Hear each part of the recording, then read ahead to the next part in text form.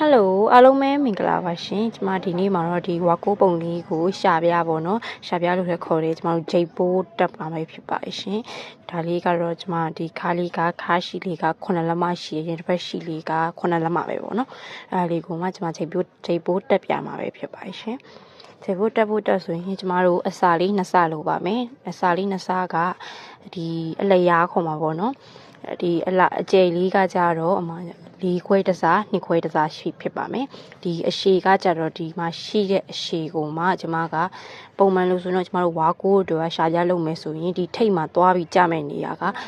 ဒီဘောနော်အနာသားလို့ခေါ်တဲ့အနာဖွာမထွက်တဲ့အသားဖြစ်ရင်ဖြစ်ရမယ်ဒါမှမဟုတ်ရင်တော့ဒီလိုမျိုး plain ဖြစ်လို့မရဘူးအဲ့လိုမျိုးဆိုရင်ဒီလိုမျိုးလေး6စိတ်ဒါမှမဟုတ်ရင်4စိတ်ဆိုရင်လည်းသေးတယ်ပေါ့နော်6စိတ်စာလောက်ခောက်ပြီးတော့မှချုပ်မှအဆင်ပြေပါတယ်ရှင်အဲ့ဒါကြောင့်မို့ကျမတို့ကပြန်ပြောမယ်နော်အကျယ်လေးက4ခွဲတစား2ခွဲတစားပါအရှည်ကတော့တူတူပဲအရှည်ကဘယ်လောက်လဲဆိုရင်ကျမတို့အနာသားရရင်တော့ဒီသူ့ရဲ့အရှည်လေးကိုတစ်ချက်တိုင်းမယ်အဲ့အရှည်တိုင်းလေးပဲလုပ်လို့ရပါတယ်ကယ်ရီကိုကအနာသားမရဘူးကျမလိုမျိုးပဲဒီလိုမျိုးလေးပဲဖြစ်နေရဲဆိုရင်တော့အရှည်ကို6စိတ်ပို့ပြီးတော့ညှက်ပေးထားမှာဖြစ်ပါတယ်ရှင်ဒါတော့ကျွန်မ4ခွဲတစား2ခွဲတစားညှက်ထားတာလေးပေါ့နော်ပြီးတော့မြင်းချောင်းလေးတွေကြိုပြီးတော့ဆက်ထားပါတယ်ကျွန်မဒီလုပ်တဲ့နည်းလေးကတော့နည်းနည်းလေးလွယ်တယ်ပေါ့နော်ဒါပေမဲ့ပထမဦးဆုံးဆိုတော့နည်းနည်းမျက်စိလည်နိုင်တဲ့တို့ကဒီအကြီးဘက်ပေါ့နော်ရှာပြအကြီးဘက်4ခွဲစားမှာဆိုရင်ကျမတို့ကမြင်းချောင်းတစ်ချောင်းဆွဲရပါမယ်ဒါလေးက2စိတ်စာမြင်းချောင်းလေးပါဒါလေးကတော့6စိတ်ပေါ့နော်2စိတ်6စိတ်မြင်းလေးဆွဲပါမယ်ဒါလေးကတော့ရှာပြအကြီးလေးပေါ့နော်ဒါကဂျိတ်ပိုးဂျိတ်တက်မဲ့ဘက်ဒါလေးကဂွင်းတက်မဲ့ဘက်ပေါ့နော်ဒီဂျိတ်တက်မဲ့ဘက်မှာဆိုရင်ကျမတို့ကမြင်းချောင်းက3ချောင်းဖြစ်သွားပါမယ်2စိတ်ပေါ့နော်ဒီပေရန်က16မှာ3နဲ့ပေရန်လေးနဲ့ပေါ့နော်2စိတ်6စိတ်5စိတ်ဆွဲပါမယ်အလွယ်မှတ်ထားမယ်ဆိုရင်265ကအသေးဘက်ကိုဆွဲမယ်ဒီအကြီးဘက်က2စိတ်တစ်ခါ6စိတ်တစ်ခါမှတ်မယ်ပေါ့နော်အဲ့လိုမျိုးလေးဆွဲပါမယ်ရှင်ဒီဟာလေးကတော့ကျွန်မ6စိတ်ခတ်ဖို့အတွက်တစ်ခါတည်းမြင်းချောင်းလေးဆွဲပေးထားတာပ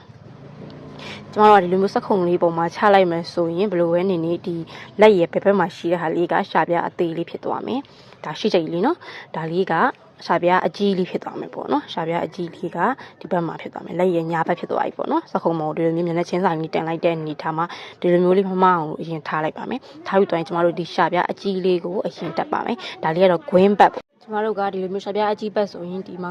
ကျမ6စိတ်စာပေါ့နော်ပို့ပြီးတော့ပေါင်းပြီးတော့ဖြတ်ထားတဲ့အတွက်ကျမတို့က6စိတ်မြင်းလေး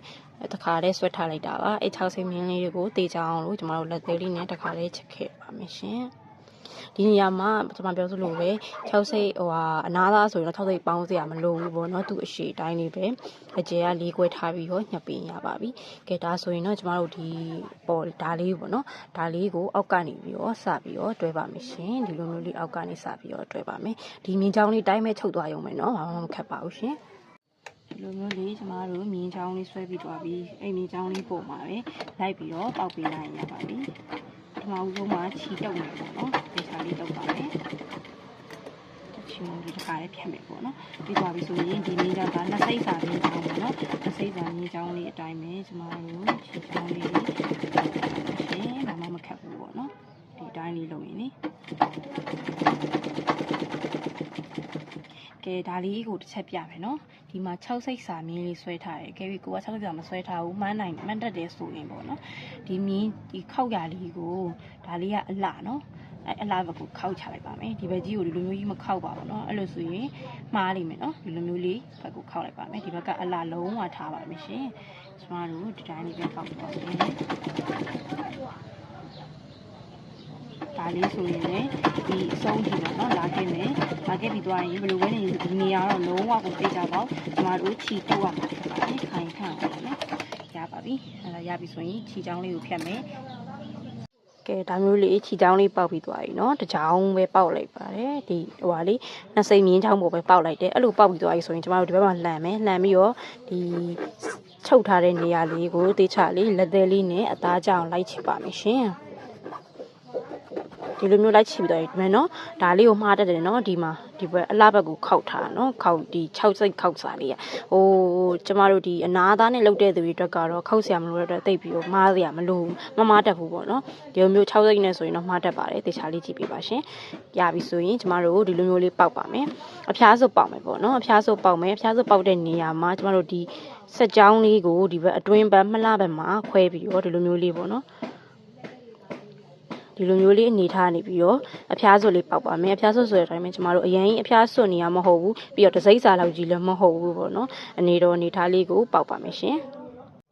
ကျမတို့ဒီမှာဆိုရင်တေချာလေးမြင်အောင်ပေါ့နော်အနီးကလေးပြပေးတာပါကျမတို့ဒီချုပ်ရိုးချောင်းလေးကိုဒီချုပ်ရိုးအလွှဲလေးကိုဒီဘက်မလားဘက်ကိုတေချာလေးရအောင်လွှဲပေးပါနော်အဲ့ဒါမှနှာမှာပါပထမဆုံးစချုပ်တဲ့အပေါ်ပိုင်းနားလေးကိုတေချာပေါက်ချီလေးတုပ်ခဲ့ပါမဟုတ်ရင်ချီပြန်ပြီးတော့ပြီးလွယ်သွားလိမ့်မယ်ပေါ့နော်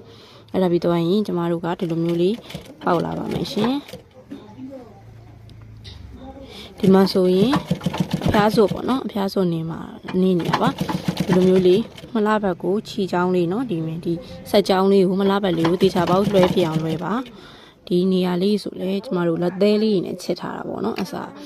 လက်သေးလေးနဲ့ချစ်ထားတဲ့နေရာလေးတွေကိုတေချာလေးလွှဲပြပါရှင်ဒီလိုမျိုးလေးเนาะဒီလိုမျိုးလေးလိုက်နေရင်အဆင်ပြေပါပြီဒီအဆုံးထိပေါ့နော်အဆုံးမှာခြီနည်းနည်းလေးပဲတုံရတယ်